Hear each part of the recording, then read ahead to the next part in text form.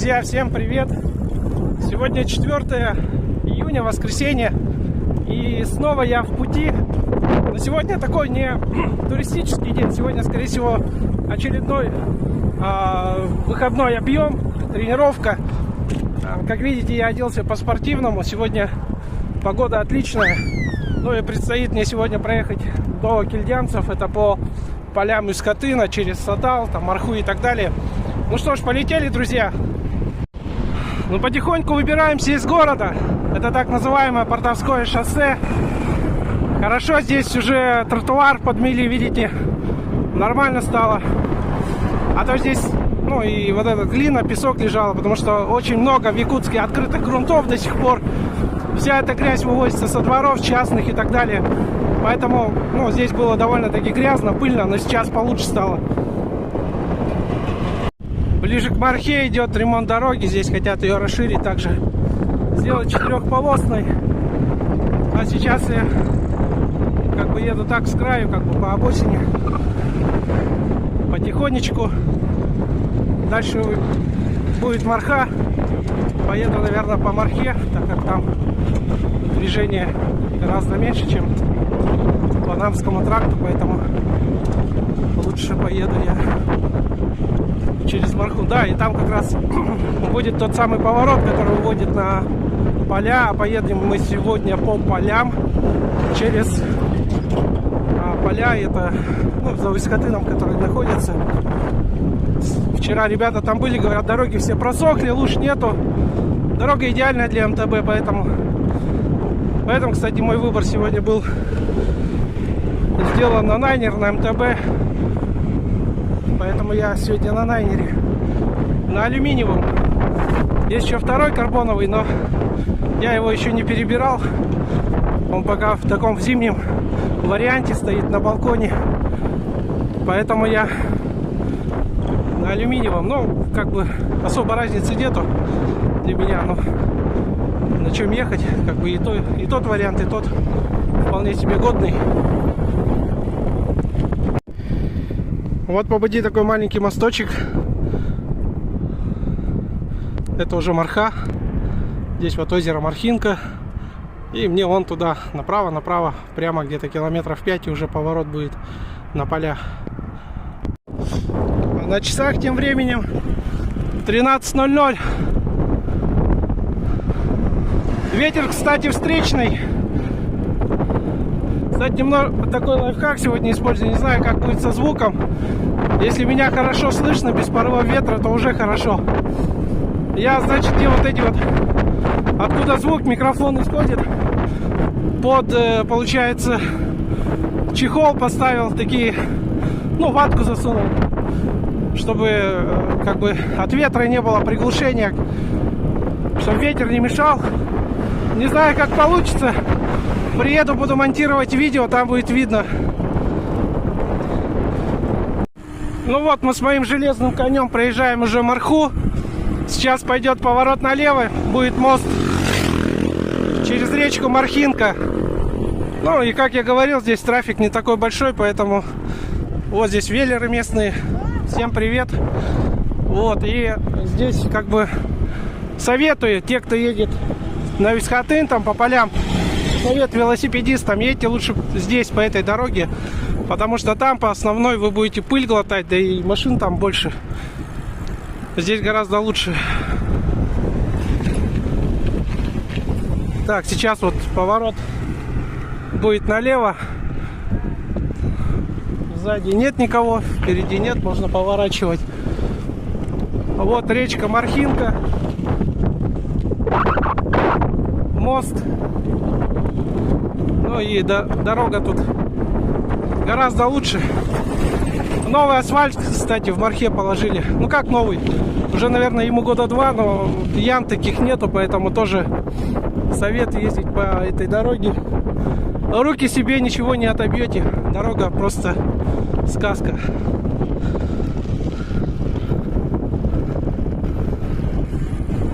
Но тут уже начинаются частные дворы.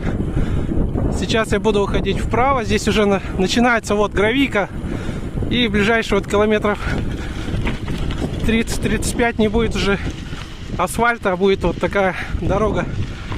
Приятная, впрочем, для кросс-кантри великов. Такая прикольная, скажем, дорога.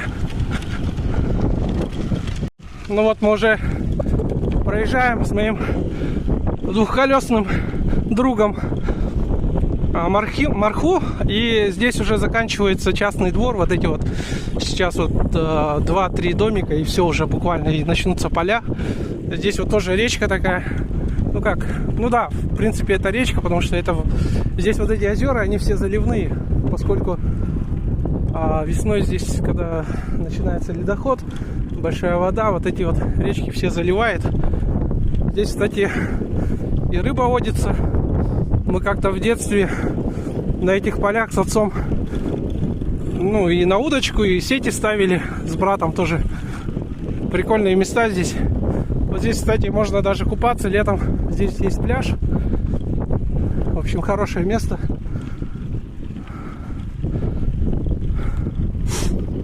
Вот такая дорога здесь. Ну, если машина проедет, то будет пыльно. Но машин нету, вот ни одна еще машина меня не проехала. Йо-Кио завод, ну здесь, наверное, там Сорот. Это вот, как сказать, молочная, видимо, ферма, да, тут как бы. Здесь вот такие теплицы.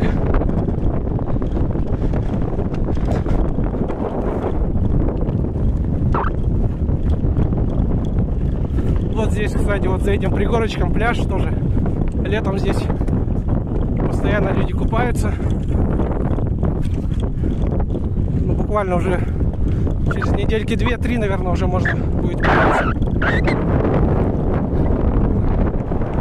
А вот здесь на коняшках тоже катаются люди. Кто-то на живых конях, а кто-то на железных, на алюминиевых. Кстати, вот эти вот сопки, да, по ним тоже можно выехать на эти поля. Там есть дорога специальная. Ну, как специальная, лесная, конечно. Но проехать можно как раз здесь выйти и туда-туда дальше. Если шуровать, можно ехать до Кельдянцев, выйти на Намский тракт. А вот и начались поля. Здесь в основном такой березовый лес. Вот так вот слева, справа березки. Слева от меня теплицы.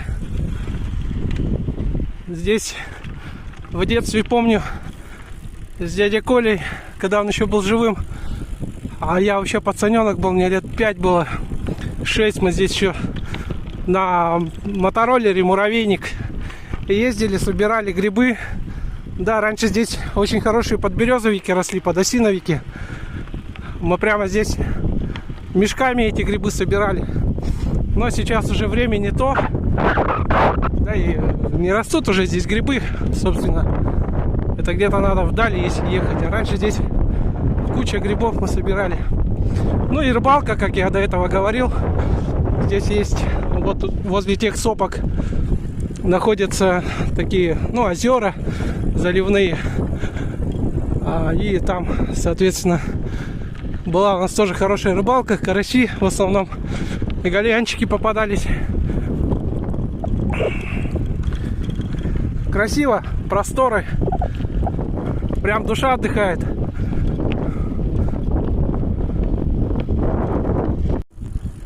Погода шепчет. С утра было пасмурно, сейчас видите, солнце как классно греет. Ну, в принципе, не жарко, не холодно. Самое лучшее, что ни на есть, велопогода. Настроение отличное. Происходит своеобразная медитация. Ну, вообще велосипед, еще раз буду об этом говорить неоднократно, помогает все-таки сделать своеобразную психологическую перезагрузку в столь непростое, сложное время, так скажем. Ну и все-таки повышает настроение. Какие-то вот проблемы, заботы уходят на второй план. пусть даже на короткое время, но как бы ты остаешься с самим собой наедине. И как бы одиночество, как говорится, это не всегда плохо. А тем временем я по велокомпьютеру проехал уже 13 километров. Время в пути 53 минуты. Ну, еду и любуюсь красотами полей, лесов. Все здесь очень красиво. Тишина, птички поют. Вот еду вдоль ЛЭПа. Здесь вот такие столбы недавно поставили. Не было их. Электрические.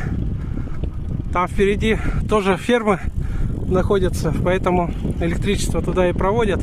Ну и вообще активно как бы застраивают. С правой части от меня там Сатал находится, дачные участки. Впереди Усть-Хатын, где СЭХ проводит якутский Новый год. В июне, кстати, нынче вроде в конце июня, да, будет СЭХ, национальный праздник, встреча лета. Вот. Все впереди, все только начинается.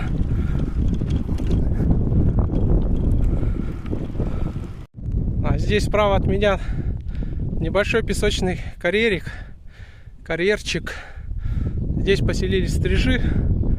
Очень много здесь стрижей. Вот там у них свои, как сказать, гнезда прямо в земле. Здесь они живут, выращивают свое подрастающее поколение. И потом осенью улетят на юга. Я остановился тем временем на таком перекрестке. Здесь дорога налево уходит, ближе к сопкам. И дорога направо. Вот, если налево ехать, то эта дорога, ближе к сопкам будет проходить. Там, понятно, там будет небольшое такое место. Но я думаю, может быть, его затопило. А может и нет. Но там как-то можно все-таки проехать в сторону Вены. А Вена — это там такая местность, где тоже известная у велотуристов. Тоже под горой, там подъем находится, но нам туда не надо. Но как бы дорога мимо проходит. Но я все-таки думаю, склоняюсь ехать направо. И вот вдоль этого леса как-то тоже в ту сторону дорога должна выходить. Да, наверное, поеду по правой стороне. Да, тут тоже, как оказалось, справа идет дорога. Ну вот по этой дороге я и поеду. Прямо в сторону Вены. Ну, покажу, куда эта дорога выходит дальше. И, соответственно, там как-то мы все равно выйдем на Кильдямцы, в поселок Кильдямцы. А уже с Кильдямцы там по асфальту обратно вернемся в город. Все отлично. Погода шепчет, птички поют. Комары не кусаются, даже комаров нету. Время 13 часов 51 минута. Время в движении 1 час 5 минут. Сейчас вот такой тенечек пойдет прохладный. Вау, кайф! Вообще супер! Душа и тело отдыхают по полной программе. Велолето наступило. Катайте больше. Не сидите дома. И тем временем остановился на этом живописном месте. Слышите, наверное, как кукушка. О. Ну и попить надо.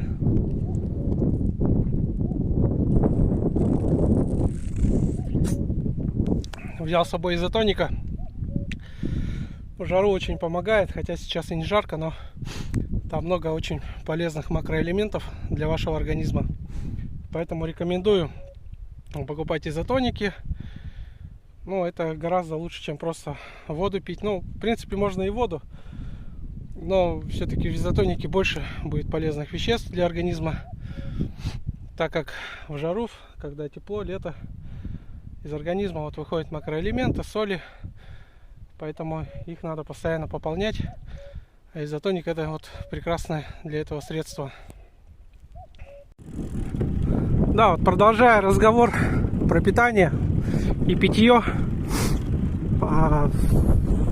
Ну, я сегодня с собой ничего покушать не взял. Ну, маленький гель взял спортивный, Бомбар фирмы. Если захочется, поем его. А так с утра выпил жиросжигатель. А он как раз притупляет вот этого чувство голода. И вообще, как бы, можно целый день на этом жиросжигателе крутить педали, и кушать не захочется, голода не будет. Но я этого как бы редко делаю. В основном, когда у меня цель похудеть, тогда я только вот перед тренировкой могу выпить жиросжигатель. А так этим сильно не надо тоже увлекаться. Так раз можно, как бы, если на объем едешь, выпить. Если нет, конечно, противопоказаний организма к этому жиросжигателю, то, в принципе, можно. Вот сейчас маленький спуск, и дорога будет уходить вправо.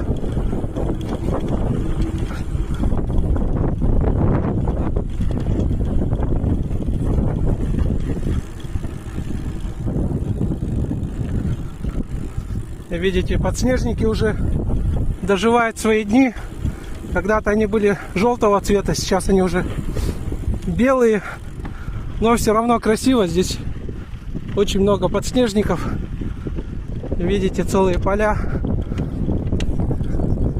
Красиво, конечно, все это. И запоминается очень надолго.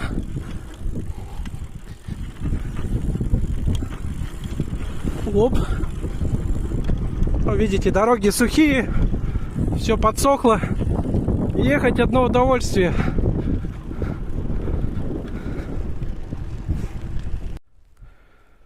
Так, ну вот очередная развилка. Налево дорога уходит в местность под названием Вена. А вот направо дорога идет в сторону поселка Кельдямцы. Нам надо направо. Вот я подъехал снова к очередной развилке.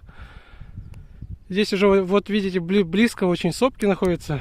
И вот здесь такая заливное озеро, речка. Оно должно туда в Мархинку впадать. Вот здесь, кстати, мы как-то и рыбачили с отцом и с братом. Здесь хорошие карасики водились. Но давно мы этого не делали, на рыбалку сюда не выезжали. Вот, и сейчас я туда прямо поеду. Здесь уже фермы располагаются, вон впереди вижу лошадок. Ну, где-то отсюда километров, наверное, 7-8 осталось до кельдямцев. Время в пути 1:30. Проехал я 22 километра от дома. Едем дальше. А вот и лошадки здесь пасутся с жеребятами, он с маленькими. Якутская лошадь. Самая морозоустойчивая лошадь. Морозов не боится, жары не боится. Такие самые, наверное, экстремальные лошади в мире. Даже в минус 70, а минус 60 в Аймиконе они остаются живыми, не мерзнут и находят себе корм под сугробами, под снегом. Уникальная лошадь. Так, а дорога тем временем уходит все прямо и прямо. Впереди виднеются какие-то небольшие строения, может, это ферма. Справа тоже от меня находилось строение. Видно было дом с гаражом. Ну, наверное, это вот фермеры, которые лошадьми занимаются, живут там. Справа от меня радиополе. А там, где радиополе, там рядом поселок Сырдах. Но Сырдах он находится у дороги прямо, не доезжая до Логина.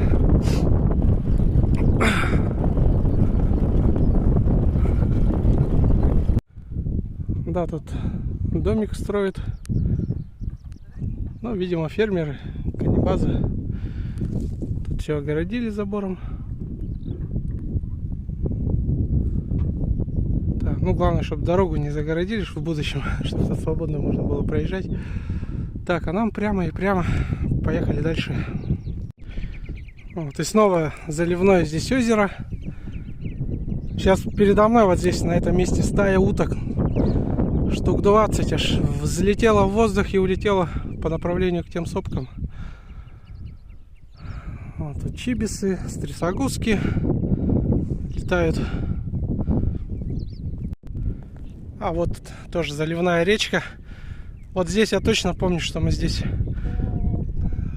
с отцом рыбачили, с братом. У меня еще в подписчиках есть мой дядя Андрей, который переехал в Новосибирск жить. Вот, дядя Андрей, смотрите, речка на месте. Все здесь как бы как и было. Приезжайте к нам на рыбалку. А эта местность называется Молотовская Падь. Здесь, кстати, вот дорогу размыло водой. Но вот слева, там справа, вот здесь как бы обход есть. Вот мешки накидали какие-то, видимо, с песком, либо с землей. Непонятно, но как-то пройти можно, в принципе, здесь. Так, ну, сейчас, по идее, мне надо тоже как-то здесь обойти. И вон туда дорога прямо-прямо, потом направо. И на Кильдямцы должна вывести.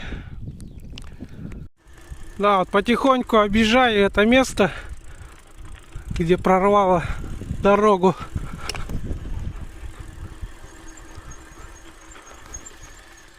Вот туда же мешки положили, чтобы можно было пересечь это водное препятствие и выйти на дорогу.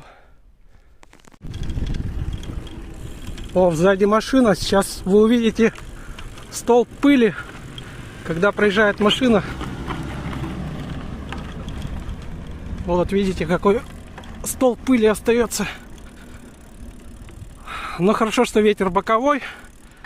И вот эта пыль, она уходит от меня вправо.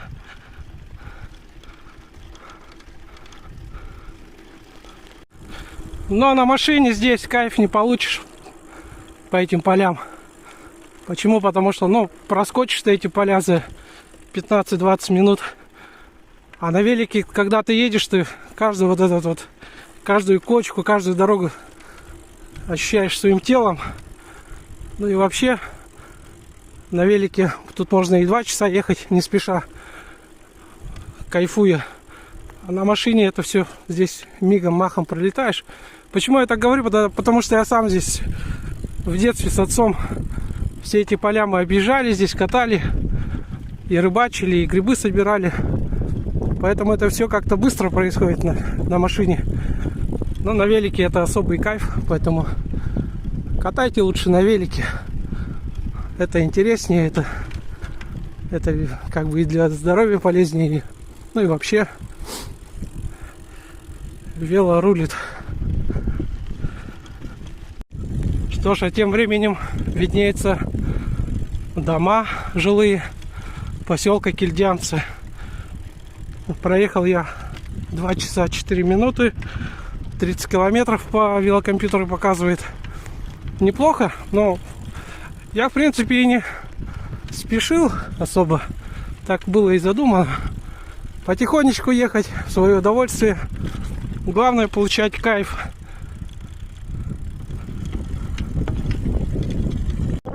Вот я уже в самом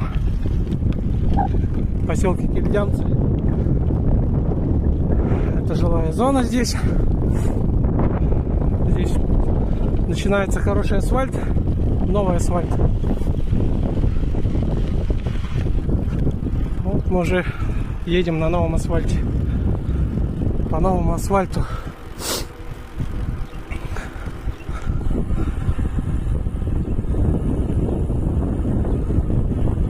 Дети катаются на самокатах.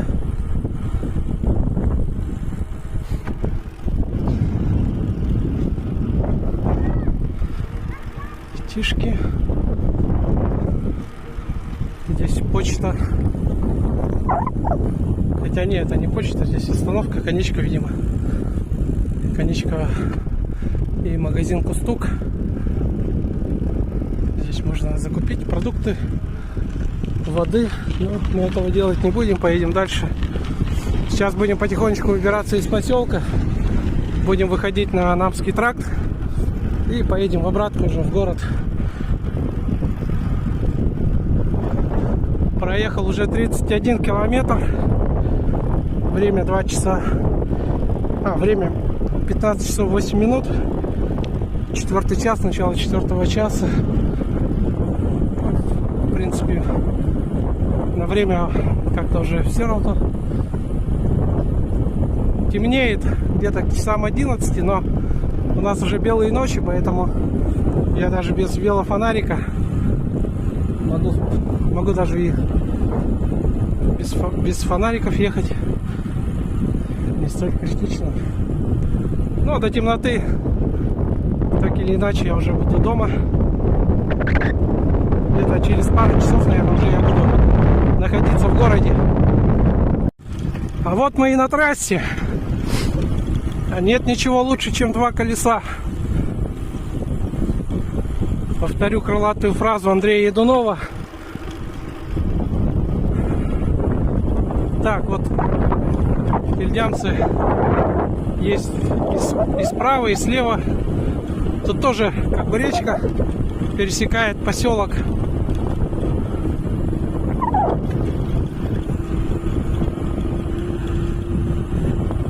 Вот кирпичные остановки.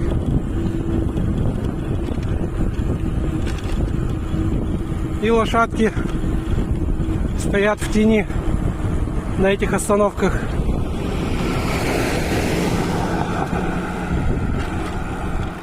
Ну, часто можно эту картину увидеть. Или когда дождь, град идет, тоже лошадки вот так кучкуются на остановках, прячутся.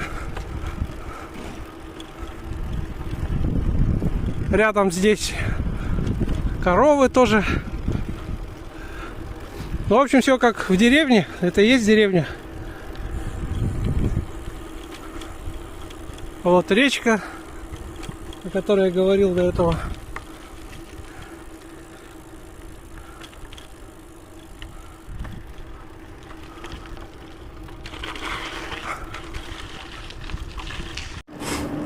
Подул попутный ветер.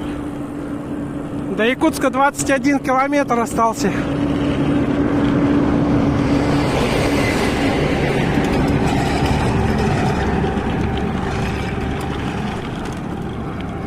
И тут немножко асфальт убитый, конечно. Есть и пробоины, дыры в этом асфальте, но немножко трясет. Но на МТБ это сильно не ощущается.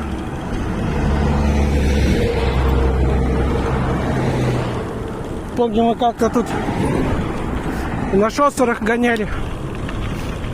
Правда, на шоссерах тут вообще жесть полная. Все себе отобьешь. О, как хорошо объезжает. Сразу видно друг велосипедиста на этом грузовике. Тем временем мы въезжаем в поселок Тулагина. Вот он здесь слева поселок Тулагина. И справа тоже есть Тулагина. Время на часах 15:23. 2 часа 24 минуты едут. Кстати, ветер попутный. И средняя скорость где-то составляет 20-22 километров в час. Еду в таком лайтовом режиме. Сильно не топлю, потихонечку. Не напрягаюсь я особо сегодня. Такая, можно сказать, отдых. Без, такая легкая тренировка. Поездочка, можно сказать. На расслабоне. На чили. Как сейчас модно говорить. В таком именно режиме я и еду сейчас. Остановился отдохнуть на остановке в Тулагина. Немножко отдышаться, да и потом дальше поеду. Особо не устал, но просто вот это вот ну, как бы сиденья там после вот этих грунтов. Просто чтобы немножко в себя прийти надо тоже. Отдыхать все-таки тоже надо. Дорога уходит в город. Вот мой велик. Кстати, трансмиссию все перебрал, почистил, цепь помыл. Все сейчас чистое. До этого немножко скрипело. А сейчас вообще как новенький летит. Скрип пропал. Контакты поставил. Топталки убрал. Сейчас уже в контактах.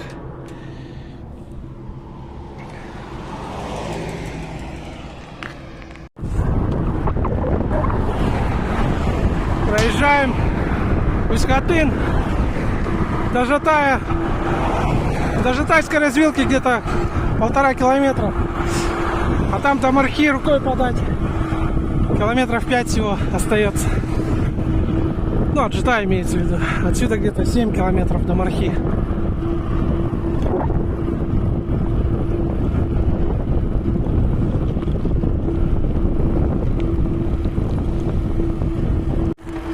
Житайская развилка. Налево. Дорога в Жатай, прямо в Якутск. Сейчас мы въезжаем на круговую.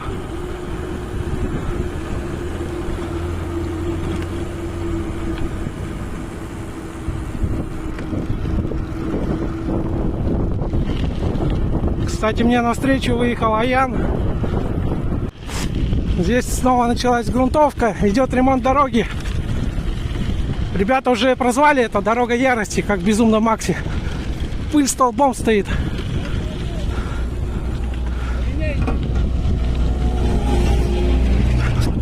А Яна еще не видно, пока не встретил его. Ну, этот участок небольшой, километр примерно.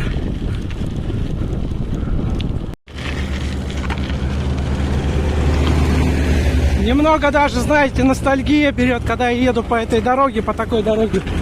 Ведь раньше, буквально лет 15 назад, у нас все федеральные трассы были вот так, из такого гравия. И мы на великах тоже гоняли, помню, и Вилюйский тракт, трасса А331, и трасса А360. Тоже подобный гравий лежал, когда с Нижнего Бестяха ехали на Булу скататься. Все это вот раньше такие дороги были. Ни о каком шоссейнике мы даже и думать не могли. Только МТБ, только широкие покрышки рулили. Но здесь дорогу, скорее всего, скоро сделают. Надеюсь, в этом году уже асфальт положат. И будет нормально. Но пыль тут столбом стоит. Раньше еще как-то, помню, эту дорогу немножко поливали. Водовозка проходила с водой, и пыли такой не было. А сейчас все это, видимо, быстро просыхает. Но даже что-то следов не видно. Воды не льют тут. А вот и Аян. Я его встретил. Напротив меня едет. Как раз на границе с городом Якутск. Но тут ему надо дорогу как-то ко мне перейти. Сейчас он ищет момент, чтобы перейти дорогу.